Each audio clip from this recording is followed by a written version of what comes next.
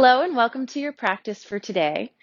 Today we are going to be doing most of our work from our bellies in a prone position, but I want to help you warm up the areas of the body that are really involved in our posture for today, which is upward facing dog or Urdhva Mukha Svanasana. And on our journey to get to that featured posture of the day, we will do a lot of spinal extension and strengthen the back and the core muscles. I really love our practice and our posture for today, so thank you for joining me. To begin, start in mountain posture, and then just pick one foot and pick it up and press gently into the top of your foot. As we really get rolling into this, we will be laying on our bellies, as I said, and when we press up into upward facing dog, the top of the foot will be part of your base of support. So it's important that we work on the flexibility and the mobility of the ankle before we really get into that without a lot of weight bearing. So just a gentle press.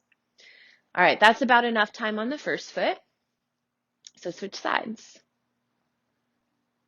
Just keeping this light. You don't want to compress the back of your ankle too much. Just give a nice, gentle amount of steady pressure.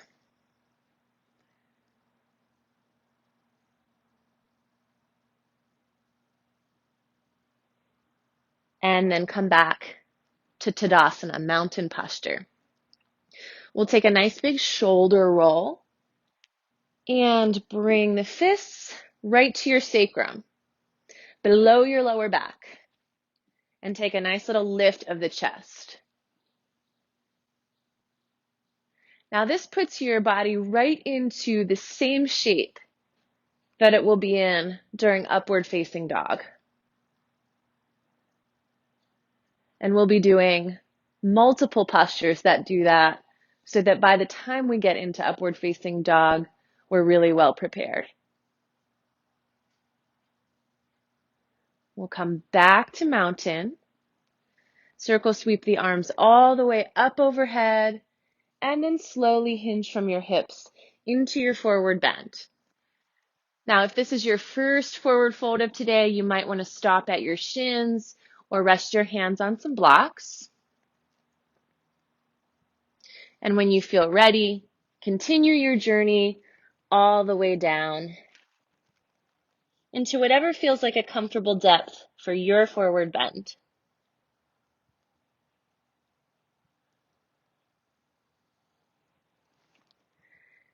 And then let's come back to a tabletop position, just resting one shin down and then the other. And we'll continue to warm up the tops of the feet by sitting back and just coming into this hero posture. And this will probably do it for most of us, giving a nice little ankle stretch. But if you feel like you want a little more, just shift your weight back. You could even lift up your knees a tiny bit, and you're going to get a deeper stretch.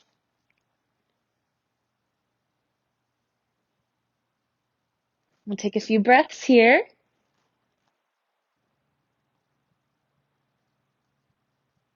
And then we'll settle back out and come into your tabletop position again. From here, let's start to mobilize the pelvis and the spine.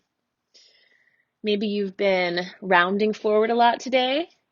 We're going to try to do the opposite. Lift the chest, lift the tailbone. Your pelvis will tilt forward a little bit. And see if you can come into this back bending position without any sort of painful compression in your lower back. If you're feeling that, maybe you have sort of let go of any sort of abdominal support. Try to engage your belly a little and don't go so deep into your back bend. Just a little spinal extension can go a long way. And if you'd like, you can even warm up a little more by rolling through a few cat-cows here. We'll just do a couple of each.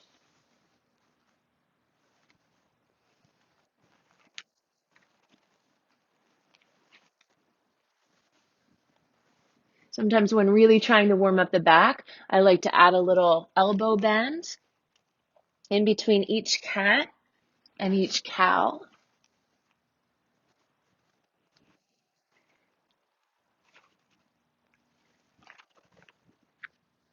And then when you're ready, come back to a neutral spine, and we'll sit all the way back to child's posture.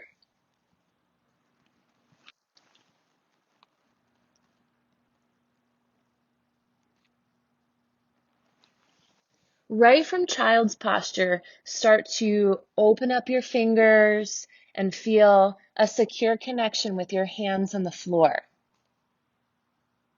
Once you've done that, shift forward into your kneeling plank and then lower all the way to the ground. All right, so we made it down onto our bellies, and here we are already set up for what I consider really the preparatory posture for upward facing dog, which is Bhujangasana, cobra posture. So begin by letting your forehead come down to the ground,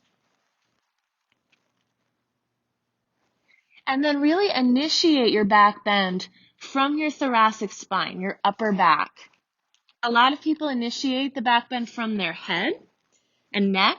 So they go like this, they look forward, and really nothing has happened with the hardy portion of my back there. I've just compressed my cervical spine.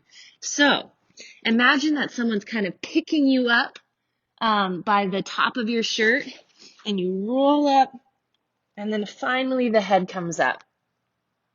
That will give you just a better awareness of where this back bend comes from. It might feel challenging because, like I've said, we spend a lot of time rounded forward in the upper back, and now we're trying to get really strong in spinal extension. You might also be feeling this in your belly as you engage your belly to support your back.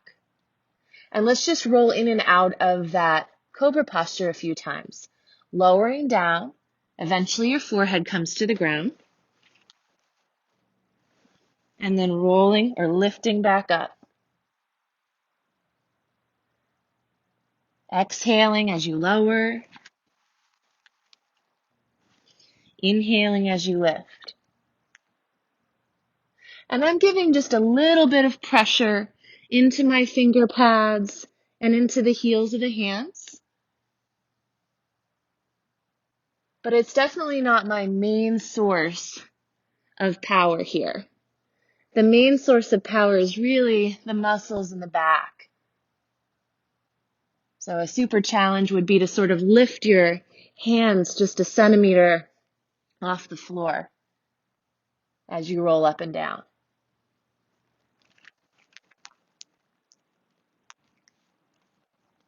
One more.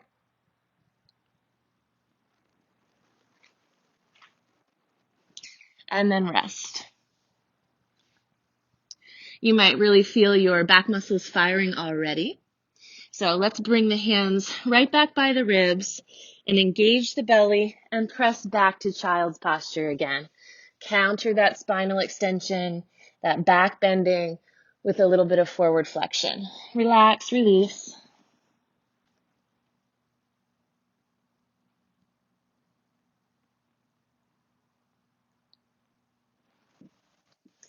And then we're going to go back again. So once again, make contact with each finger pad. Maybe your middle fingers are pointing forward, or you've got a little tiny bit of turnout with your hands. Shift forward to your kneeling plank. Shift a little extra further forward and lower to the ground. Forehead can come down, everything can come down. And I'm going to sneak in just a little bit of technique from Pilates here. So we're going to start by bringing both hands to the small of the back or to the sacrum, whichever feels best, and bring one cheek down to the ground. We're going to go into a little asymmetrical spinal balance or swimming here. So when you're ready, sweep one arm forward and lift the opposite leg. So if your left arm is forward, your right leg should be up. If your right arm is forward, Your left leg should be up. And then bring it down and turn your cheek to face the other direction. And then switch. Circle sweeping the opposite arm around. Lift the leg that's on the other side of the body. And then bring it down. Turn your head each time so that your neck gets an even stretch in both directions. And come back to side number one. Reaching out, lifting your upper body and lifting one leg. And then bring it down. Switch sides. And release. And we'll do one more on each side. Reaching out. Lowering down.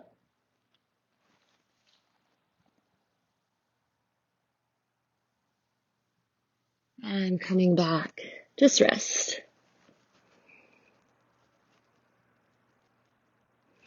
Now, we're going to bring the hands right back into that cobra position. And we're going to do a little breaststroke. And it is just like it sounds. We'll roll up, lift the hands up a little bit, and see how it feels to reach forward and then circle sweep around as you lower the body down.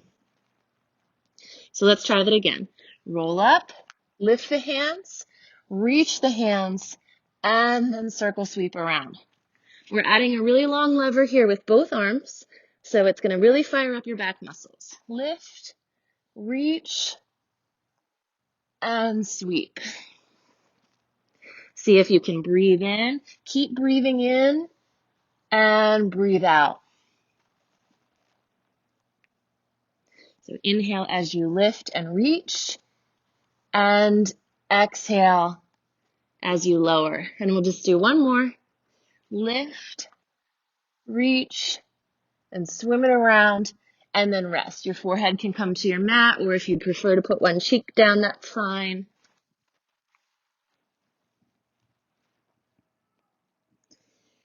And then let's press back to child's posture. So hands right on either side of the ribs, elbows stacked over the wrists, press back, go nice and slow. We just did a lot of work with the back muscles. Allow them to release.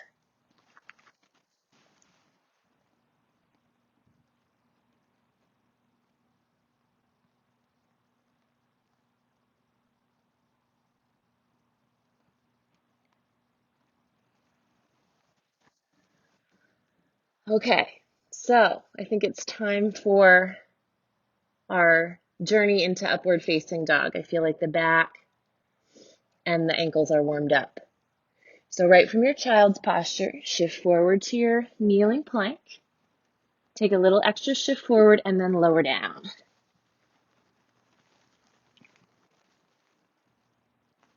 Begin to lift from your upper back. Let your neck roll up last. And here we are in cobra posture, Bhujangasana. As you can see, the legs are down, the knees are still resting on the mat. The tops of the feet are on the mat. I'm not lifting my legs. And to transition to upward facing dog, we will strongly press into the hands and then lift the knees off the mat. That lift of the knees off the mat is important because if your knees are down and you're just pressing here, it's a doable position for some bodies. And if that feels great to you, it's okay to do it this way. But for most of us, that's a lot on the lower back. The lumbar spine is compressed. So by pressing into the feet and lifting the knees, it gets a little more challenging in some ways, but it takes some of that extreme sway out of the lower back. So now let's start to lower the knees, bend the elbows, and come all the way down and rest.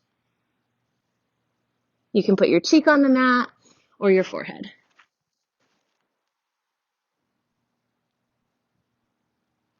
When you're ready, roll back up into cobra posture, which is a great place to prepare for your upward facing dog.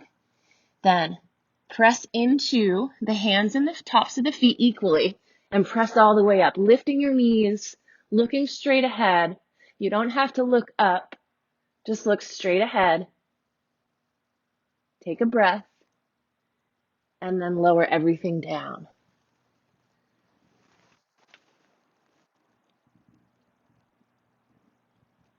And we'll do that one more time. Rolling up, pressing into the tops of the feet and the hands. Lift. See if you can straighten your arms and your legs. Check in and make sure you're breathing. And then lower. Knees, torso, release. We'll press from here right back to child's posture. And sometimes after doing a lot of back bending, child's posture can feel like too much. So if it's hard to come into that much rounding of your spine, then give it a try with stacked hands or a block under your forehead to help ease yourself in.